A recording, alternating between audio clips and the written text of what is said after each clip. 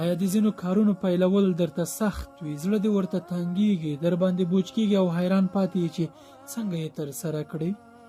که هغه امتحان وي، که تجارت وي، که زده کړه وي، که ډریوري وي یا بل هر کار وي، پوهیږئ دوه دعاګانې دي چې الله تعالی در سره مرسته کوي چې کارونه مو اسانه شي او په خیر او ښه توګه یې ترسره کړئ.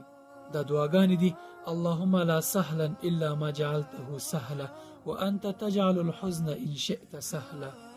بله یې ده: رب یسر ولا تعسر وتممه بالخير وبك نستعين یا فتاح یا فتاح یا فتاح. همیشه چې کارونو ته مو زړه تنګېده، در باندې بوج کېدل او فکر مو کوو چې د دغه کار د ترسره کولو وس نه لرئ، همدا دعاګانې وایئ.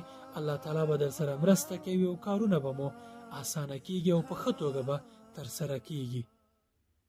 السلام علیکم.